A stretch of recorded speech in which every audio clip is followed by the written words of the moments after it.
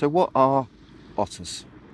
Well, otters are obviously animals, but in the classification, they're in the kingdom of everything, and this next step down is called Animalia, and then next step down is mammals, and then they go into the carnivore grouping, and from the carnivore grouping they go into the mustelids grouping. Now the mustelids are things like stoats, weasels, polecats, badgers, and this is their little niche family. Now an adult otter can weigh up to 14-16 kilograms, and they're about the size of a medium dog. A big dog otter is actually 16 kilos, fairly much like the similar size of a medium dog. So otters are semi-aquatic mammals. They like to spend some of their time in the water, but not all of the time. They'll often spend 5, 6, 7, 8 minutes in the water before wanting to come out and dry off. How are they adapted for this life of semi-aquatic? Well, they have 2 layers of fur. They have a very dense underfur, which acts as insulation. And then they have longer guard hairs, which when they're wet, flatten down and almost create a bubble wrap around the otter, giving it really good insulation.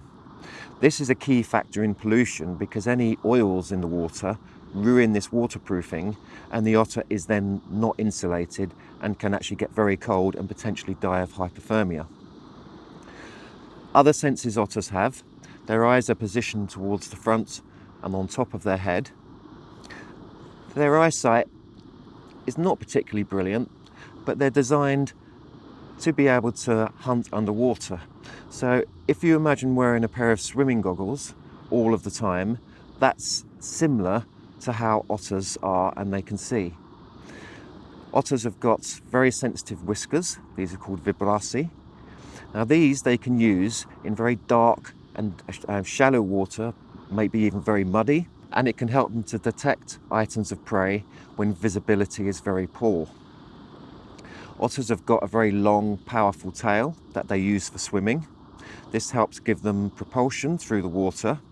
And then they've got webbing on each foot, which again helps them to be able to swim and be quite efficient when they're underwater.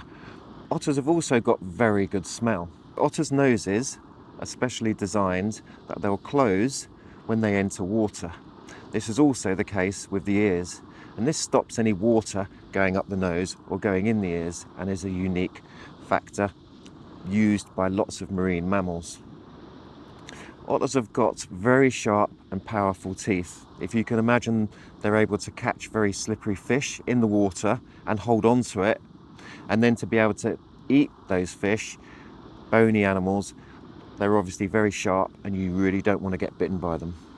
Otters are also quite long and slender, and when they're out of the water, moving on land, they're often described as having a bounding gait. This is a very mustelidy motion of being out of the water and quite unique to them. So when you see this, you won't forget it and it will draw your attention. Is that an otter? Their fur, when it's dry, is very fluffy. It's brown all over. They have a white bib, and when they're wet, their fur is flattened and they look much more slender and slimmer.